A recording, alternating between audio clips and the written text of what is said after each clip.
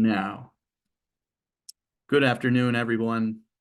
I'm Alex Rodriguez, Environmental Justice Specialist at Save the Sound, and I am pleased to co-host this webinar today with my colleague, Kathy Czepiel, our Land Campaign Manager.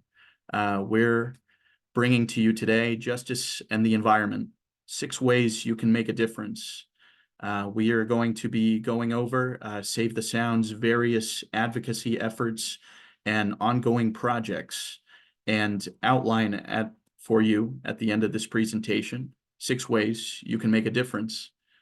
Just a couple of ground rules before I pass the mic over to my co-host Kathy.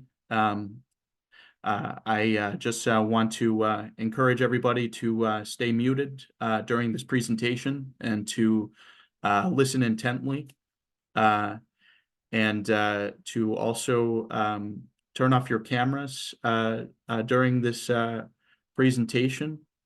And we will make time for questions at the end of this presentation. Our policy and communications consultant, Kaylee Pitcher, who is on the line with us, will be managing the chat. And, make sure you drop in your questions and we will try to get to them as soon as we can. Kaylee will read those questions aloud for us at the very end of our presentation. I'll turn it over to Kathy. Thanks, Alex. Welcome to everyone. We're really glad you're here. I'll be speaking a little bit later in the presentation about one of our specific projects, which is called 6 Lakes. But first off, Alex is going to kick you off with a definition and explanation of what environmental justice is. Yes, indeed. So we as an organization are working throughout the Long Island Sound region to fight climate change, save endangered rivers, protect the Sound and its rivers, and work with nature to restore ecosystems. This is a little bit of our mission statement. We envision a Long Island Sound region where the vitality of nature will be protected for people and wildlife now and for many decades to come. A region in which people from all walks of life can unite in transforming struggling habitats, polluted rivers, endangered wildlife, and a threatened planet into resilient, healthy, vibrant, and inspiring places that sustain communities. We all congregated to this webinar today because we believe in these values. We all believe in healthy communities for everyone to enjoy, because clean air, clean water, and protected lands should be ensured for everybody. And so, with that, I want to touch a little on a couple maps that articulate issues of environmental injustice in the region. 2 maps that I'm presenting to you here today is on the left, we have Connecticut DEEP's map of environmental justice affecting facilities. There are icons here highlighted in blue for air, brown for waste, green for water, and then there are a couple of facilities that impact air and waste and manage air and water that are highlighted in purple and yellow. These icons are dispersed all throughout the map.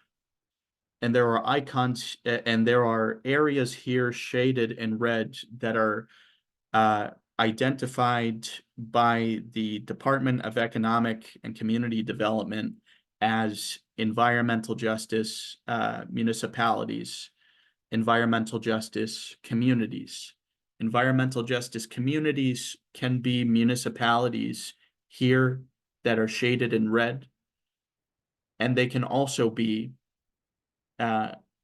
they also include areas shaded in orange here throughout this map. I myself come from an environmental justice census block within West Hartford. West Hartford is where I was born and raised, um, and I never really grasped environmental justice, that concept back then. But what I was aware of was a slew of affecting facilities in the neighboring city of Hartford that did have an effect on people's health and our environment. And so in my later years, I have made it my mission to combat these environmental injustices, as has Save the Sound. And in the right here is a map, a waterfront justice project map from the New York City Environmental Justice Alliance that identifies toxic release inventory sites, oil storage facilities, chemical bulk storage sites as well. And it also identifies hurricane storm surge zones. Um, my understanding of the reason for developing this map was to identify high risk zones, whether it be from potential exposure to the bulk storage sites or potential exposure to these storm surge zones. The problem, as I identified in that previous map, is how affecting facilities such as trash incinerators, sewage treatment plants, fracked gas facilities, and industrial waste impact our health and our environment. And more often than not, these facilities are situated in low wealth communities and in communities with a high concentration of Black, Indigenous, and people of color. For example, in Connecticut, 23 of our largest fossil fuel generating units are located in state identified environmental justice communities. We need to combat this systematically, and there are various ways in which to do that. And we will present those to you throughout the presentation. But to really ground us in environmental justice as a principle, environmental justice is the fair treatment and meaningful involvement of all people, regardless of race, color, national origin, or income, with respect to the development, implementation, and enforcement of environmental laws, regulations, and policies. Fair treatment means that no group of people should bear a disproportionate share of environmental consequences resulting from industrial, governmental, and commercial operations or policies. In our various work at Save the Sound, there are some decisions that our climate department would tackle. And there are some things our lands department would tackle, our ecological restoration team would tackle, and our water quality team would tackle. You know, there is an ingrained focus on environmental justice within our organization. And I can say that we all believe in meaningful involvement, that people should have the opportunity to participate in these decisions about activities that may affect their health and their environment, because the public's contribution should influence regulatory agency decisions. It should influence the legislative process. But, there are powerful entities such as the fossil fuel lobby that really try to keep our state and our communities at the status quo. Environmental justice is the same degree of protection from environmental and health hazards, and it is an equal access to the decision-making process. What environmental justice isn't is fighting back against environmental regulations. It is not choosing to engage some residents over other residents, especially when these residents may be selected to host a certain polluting facility. And another thing that environmental justice is not is funneling resources into a select group of marginalized persons to support your project, your polluting project, despite knowledge of polluting harms. Those are things that environmental justice is not. And I'm going to bring you an example here of one major environmental justice event that sprang from Warren County, North Carolina. In 1982, there was a small, predominantly African American community that was selected to host a hazardous waste landfill. And this situation is especially sensitive because this landfill was vying for accepting polychlorinated bisphenol contaminated soil. And ultimately, the landfill accepted this soil, and it had a negative environmental and health impact on the community. More often than not, as I was saying in the previous slide, Black, Indigenous, and people of color communities are pressured to host these types of facilities, whereas more affluent white communities are less likely to be pressured to receive these types of facilities. But I will acknowledge, though, that there are low wealth white communities in the nation that have been pressured to accept these types of facilities. It is environmental injustice versus environmental racism. A little bit of a history of EJ advocacy in New York City.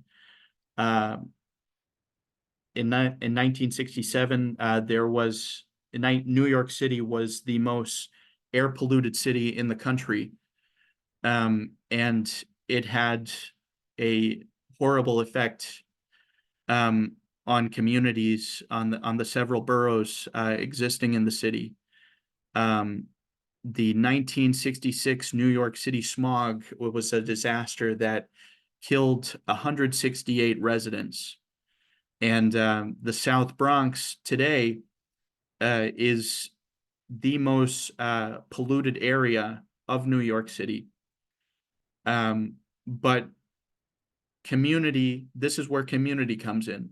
Community-based organizations, activists coming together to address these overwhelming causes is the kind of engagement that is necessary. There are groups such as Uprose and We Act for Environmental Justice that were formed to combat environmental injustices through their various programs. In Connecticut, there are my friends from the Connecticut Coalition for Environmental Justice, now the Connecticut Coalition for Economic and Environmental Justice, that have worked to address many issues. This group in particular works to improve urban environmental health through educating communities, promoting changes in governmental policy, and through promoting individual, corporate, and government responsibility towards our government, towards our environment. And I am honored to serve on Connecticut's Equity and Environmental Justice Advisory Council with Dr. Mark Mitchell and with Sharon Lewis. How Save the Sound works toward environmental justice. We advocate for clean energy affordability. We have ongoing projects, ongoing bioswale related projects to manage the impacts of climate change in New Haven and Bridgeport, in collaboration with local community leaders, I should add. And we are also, another case is we are involved in litigation to protect the annex from dramatic expansion of a transfer station that would increase foul odor, vermin, and threaten the Quinnipiac River. Another example of how our organization tackles environmental justice is we have trained BIPOC youth to monitor and document water pollution in Mount Vernon. And we are engaging Westchester and Bronx residents for their feedback in Hutchinson River watershed planning, because nearby residents should have a say in whether this precious resource, becomes a place for folks to recreate, or if it should just stay beautiful on its own. Those are various issues and various conversations that we have when we hold community dialogues, such as the photo on the bottom right, where we convened a conversation with environmental leaders of color to talk about access to and current use of the Hutchinson River, and had a visioning session there. And now, examples more specific to Kathy's work and my work within the organization.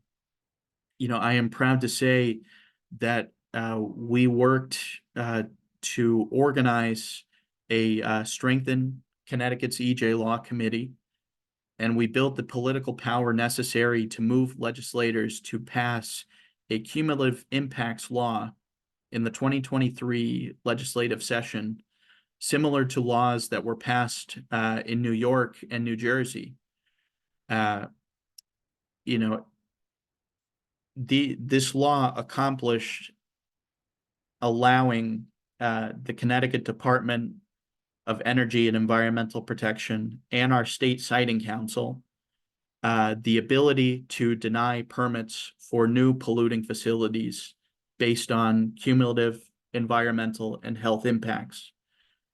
Now, the regulations for this policy need to be developed, and that is not likely to happen until late 2024 into 2025. But I just wanted to share that example with you because that EJ Law Committee was initially, the process that went into that was, well over 3 years worth of conversations that I was having with activists and community-based organizations about overwhelming environmental injustices existing in Connecticut and the need to combat that. And now I'll pass the mic over to Kathy. Great, thanks, Alex. So you'll see the third item on this slide here, in terms of the work that Alex and I are doing at Save the Sound, involves organizing with a community in Hamden in a campaign to transfer a 102-acre property called 6 Lakes that's located in a predominantly Black neighborhood.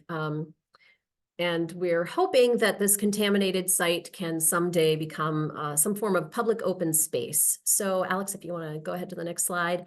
What I thought we would do is just touch back on a couple of points that Alex made a few minutes ago about what environmental justice is.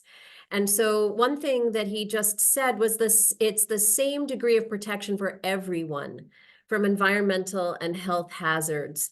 And of course, you can imagine reasons why, and Alex has touched on some of the reasons why not everyone has the same degree of protection. Let's just talk for a minute about Six Lakes specifically and use this as an example to kind of illustrate these principles of environmental justice. The property that we call Six Lakes is 102 acres of wetlands and forest. Again, we're hoping that it could eventually become a public open space. It's located in the town of Hamden, Connecticut, and specifically in southern Hamden, in a very urban part of the city. The property was used for ammunition testing and gunpowder storage by its owner, the Olin Corporation. And Olin still owns the property today, but they have not been active on site for several decades. In 1986, Connecticut DEEP, so the Department of Energy and Environmental Protection, came to an agreement with Olin that Olin needed to clean up the pollution, the contamination that they had left behind as a result of how the property had been used. That was 37 years ago. So here's an example of a property that really should have been cleaned up decades ago and still remains, for the most part. A little bit of remediation has been done, but for the most part, not cleaned up. So there's an example of, not having the same degree of protection in this particular neighborhood. The Six Lakes property is adjacent to, as I mentioned, the neighborhood that's known as Newhall. It's a state-designated environmental justice community.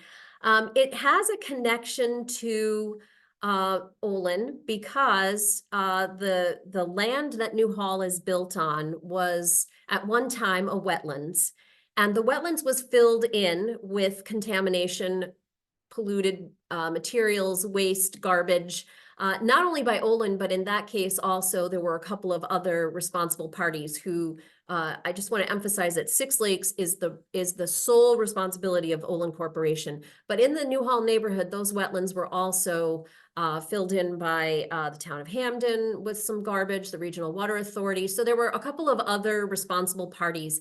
That, for the most part, has been cleaned up. There was a decade-long cleanup in Newhall. And there are still a few remaining issues, one of which is that because these homes were built on a filled-in wetlands, they have been sinking. And so dozens of people have experienced problems with flooding. In addition to the soil contamination, there was remediation of soil contamination in many parts of the neighborhood. Cracked foundations, most of which have been repaired, but not always to the satisfaction of the homeowners. And some of them have not yet been remediated. So there is a long-term, long-time connection between Newhall and some of the really awful problems that homeowners in that neighborhood have faced and the Olin Corporation itself. And this means that what we have at Six Lakes is an opportunity for what we call restorative justice, an opportunity to make accessible to this urban community a public open space that's currently inaccessible. And you can see in the photo on the right here, there's a chain link fence that runs all the way around the Six Lakes property.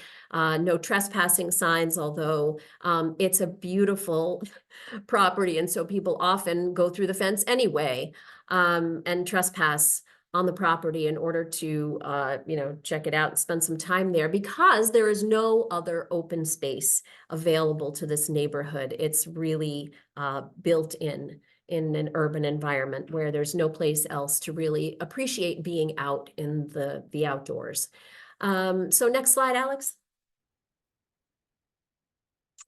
The other bullet point that Alex just mentioned a few minutes ago is that environmental justice calls for equal access to the decision-making process to have a healthy environment in which to live and learn and work.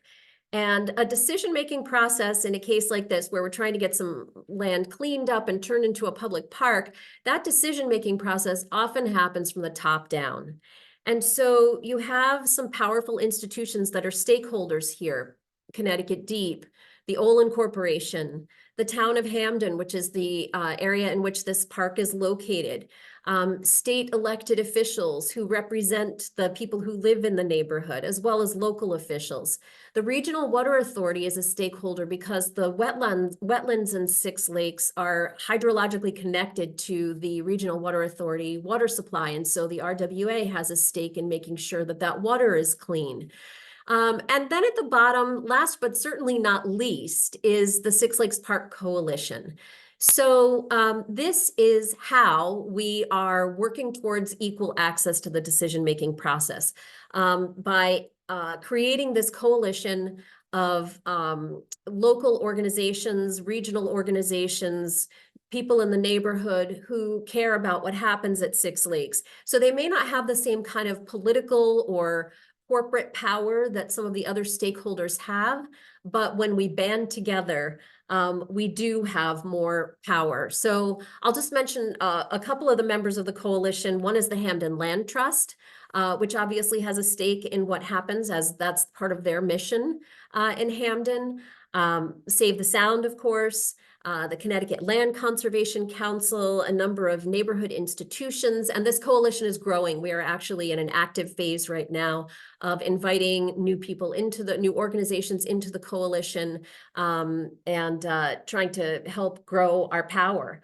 And I should say that there is some work moving forward now on the Six Lakes property, in great part due to the fact that we have a coalition pushing for this. Over the summer and fall, Olin was back on the property doing some updated testing under the supervision of DEEP. And we're waiting for the results of that testing.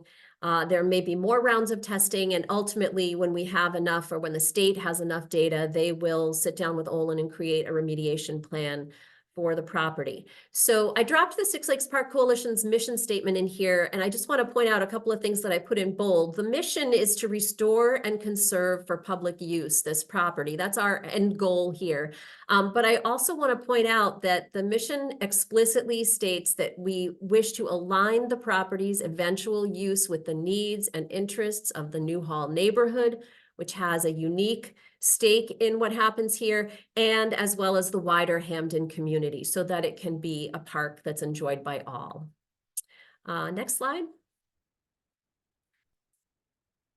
So Alex and I want to share with you 6 tactics for effective policy engagement, or just effective action. Maybe you are involved in a project with an environmental justice component yourself. And so these are some suggestions for the kinds of things that you, with your organization or your group of people, can do to advance the cause of environmental justice as it relates to your project. And the first one is something that we were just talking about: seeking community input and centering leaders with lived experiences.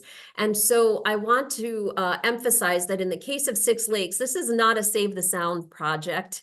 Really what happened was some neighbors came to us, specifically Justin Farmer, who lives in Newhall and who was at the time a council person on the Hamden Legislative Council, came to us and said to Save the Sound, can you guys help us out? We need some professional expertise, and I know that you can help us with this job. So Justin continues to be taking the lead on this project, as does another neighborhood activist named Elizabeth Hayes, who was very involved in the 10-year cleanup of the neighborhood portion of this project. And so those community leaders are at the center of this project because there's an element of environmental justice involved for their neighborhood.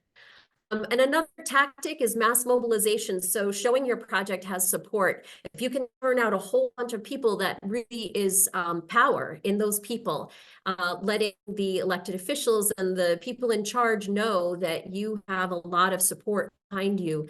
And it's also a great opportunity if you can mobilize people for an event like The one we have pictured here, that's Alex in the front with the megaphone. And also one of our former attorneys, Chris Kelly, in the background there, was also there at this particular mobilization. But these events not only show that your project has support, but they also are an opportunity for supporters to come together and learn something about your project, get energized for the project, network with one another. So really great tool for you to use in any project that involves environmental issues. Next slide.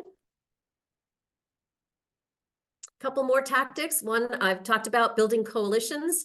Like the Six Lakes Park Coalition, when you have a coalition, again, you have strength, you have an opportunity to be taken seriously in the decision-making process by those who maybe have more traditional power than you have. The coalition kind of helps pull you together and give you the people power to be part of the decision-making process and also to get the work on the ground done.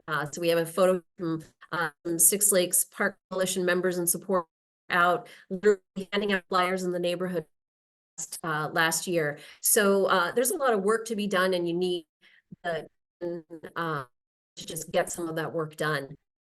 And then also something that's really important, clear and transparent collaboration with like the temptation to get into an antagonistic relationship with other stakeholders, and that's really work with, I'll say that again. We always want to be in a position of collaborating with the people who have some power and authority in a situation like this one, and having a clear communication with them and a good positive relationship with them in order to get the work done. Next slide.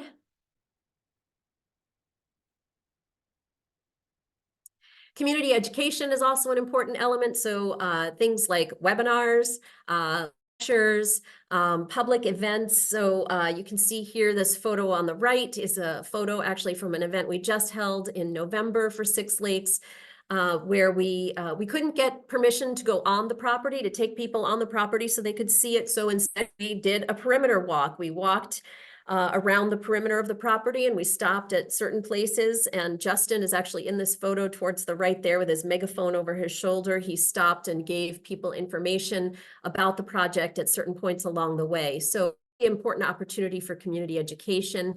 And if you're interested in Six Lakes, but you weren't able to be at that walk, or you weren't able to hear everything, we are planning to do a virtual walk, same walk over property, but in a webinar format with a lot of photos and the same information. So if anybody would like to join us for that, that'll be after the first of the year, date to be determined. We'll let you know about that. So community education is important. And finally, on the last slide, attracting a media presence to your cause also.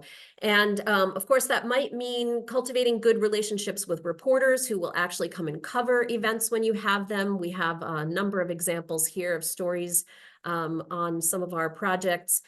Also, you can do things like write an opinion piece. The far right here is a thumbnail from an opinion piece that Justin wrote that was published in the New Haven Independent right around the same time that we were planning another community event. Letters to the editor are also a great way to get media presence without actually having to get a reporter to come out and cover you.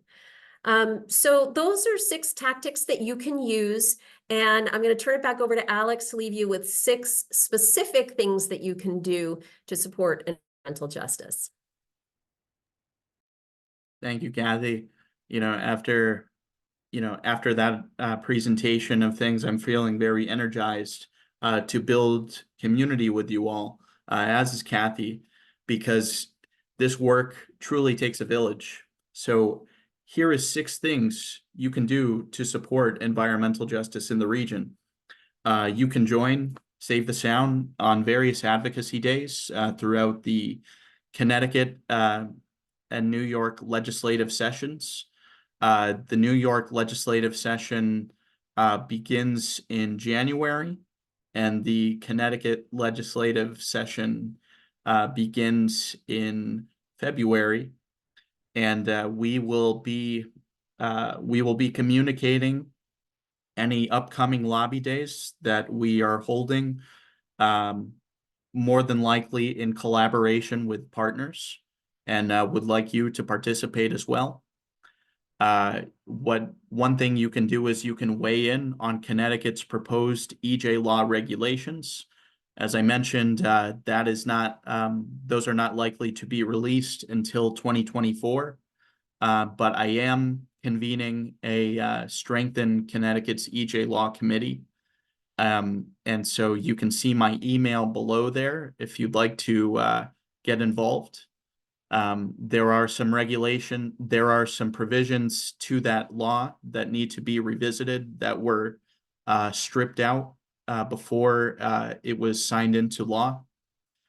And for New York residents, particularly if you live in Westchester or in the Bronx, we would love for you to weigh in on our Hutchinson River public input map to relay your vision for the Hutchinson River and how you currently use it and how you think it would best serve nearby communities. Another thing you can do is to follow our environmental news, follow Save the Sound's work on social media and share it. You can sign up for our email listing, and that is a great way to keep in touch with us. Every Monday we have a weekly digest where we share what we're up to, and that's a good way to know of what's going on. Another thing you can do is you can sign our Six Lakes petition to let Connecticut state leadership know that you care about Six Lakes and that you want it to be a resource for everybody to enjoy, particularly Hamden residents. Another thing you can do is you can contribute to our environmental justice storytelling series. This year, I published the stories of 8 community leaders in the region, and I'm looking for more stories to share because storytelling is an important piece of community engagement and community building. It is crucial, for those who don't always have the eyes of the media, we share resources with them to be able to share their stories, especially where it counts. And we have many opportunities to do so. And the last thing you can do to support our work is you can donate to Save the Sound today, whether it be to support the Six Lakes Coalition or whether it be to support legislative advocacy for environmental justice. These are 6 things you can do to support our work. And now we are going to open it up for Q&A.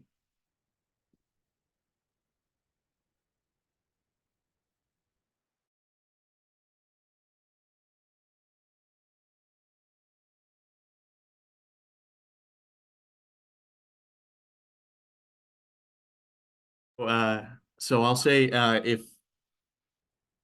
anybody can the presentation slides be shared? Yes, they can.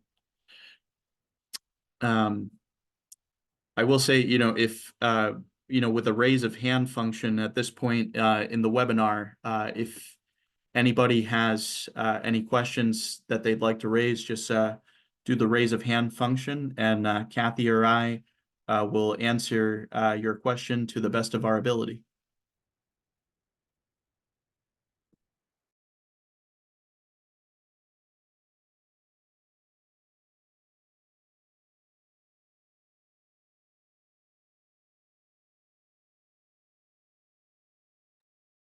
I see we have a question in the Q&A section here. How does Save the Sound pick what projects to get involved in? Alex, you want to jump in on that one?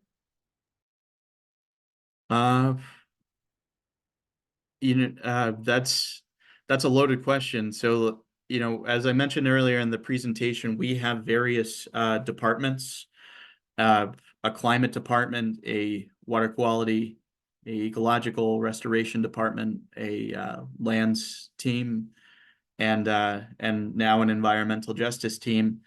I think what determines what projects we get involved in. I think that it is a mix of the will of the communities we serve, in addition to what our funders would like us to support. Any existing work that we've done in the past to tackle certain regulatory policies to support clean electricity, or whether it is to restore certain ecosystems, remove certain dams. I think there's many ways to interpret that, but for mine and Kathy's work, I think it's the will of the community that really drives Kathy's and my work. Yeah, I'll second that for sure. We would not just swoop in and take over on some kind of lands project without knowing that that's what the people who lived there wanted us to do, for sure. I see there's another question here also. What were the chief takeaways from Hutchinson River conversation in Mount Vernon? I wasn't involved in that, but Alex, maybe you know.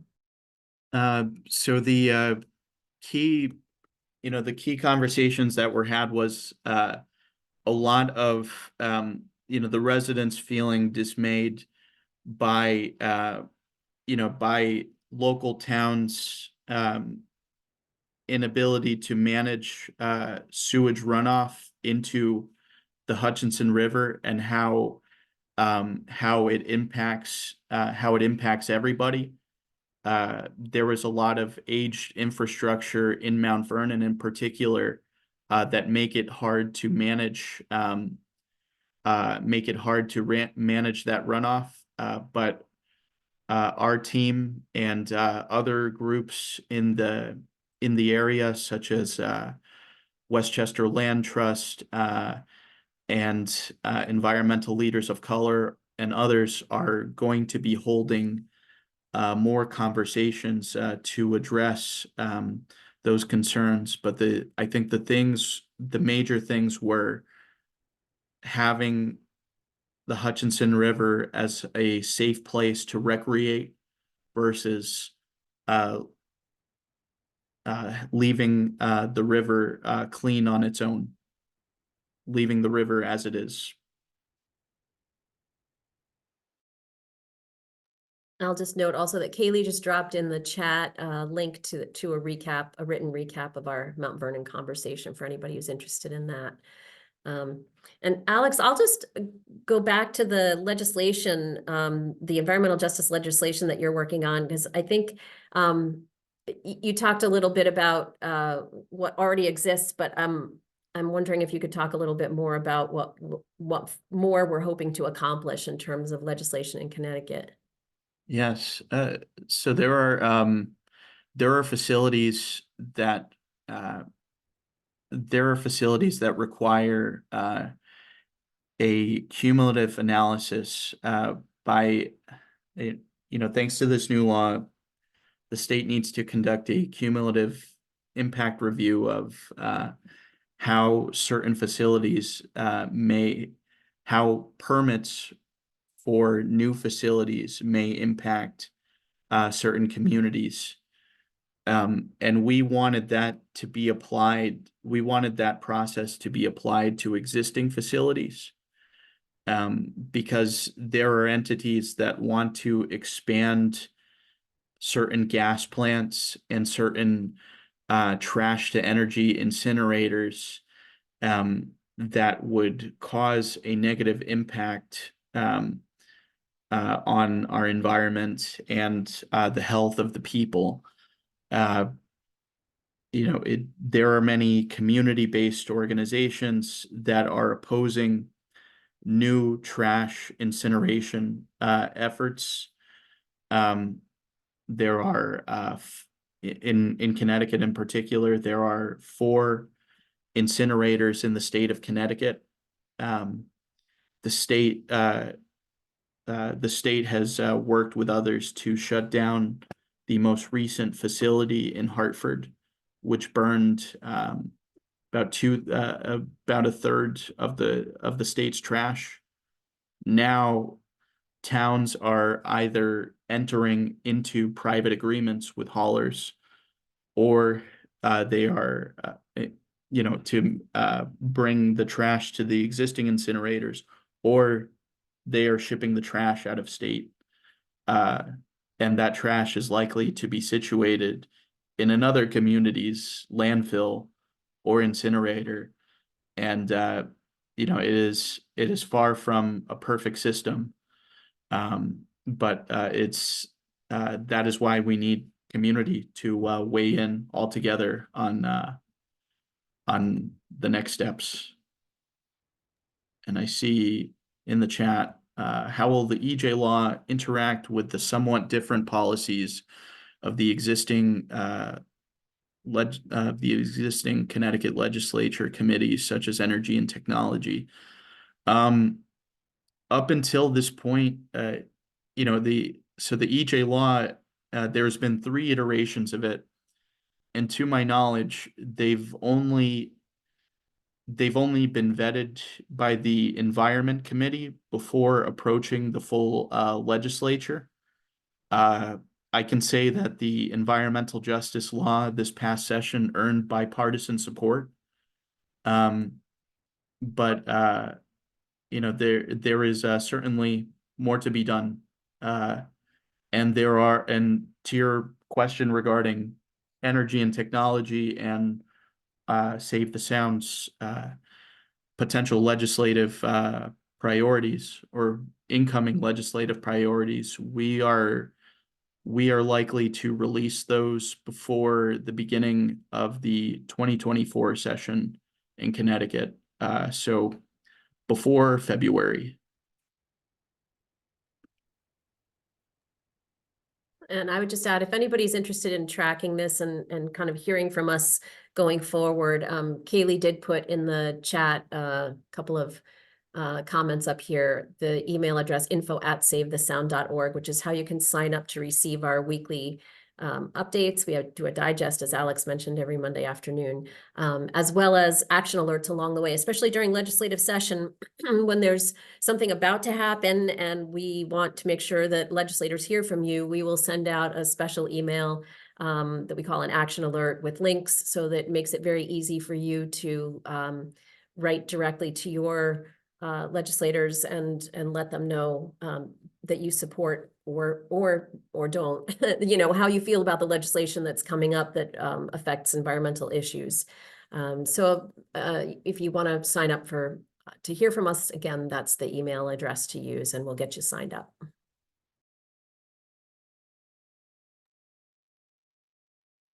Does anybody have any other questions regarding our various advocacy efforts and projects in the region?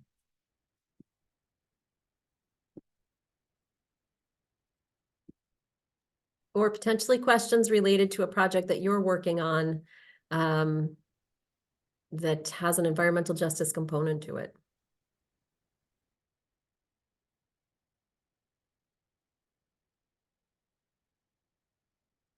Okay. Going once, going twice.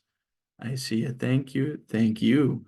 All right, then we will conclude this webinar now.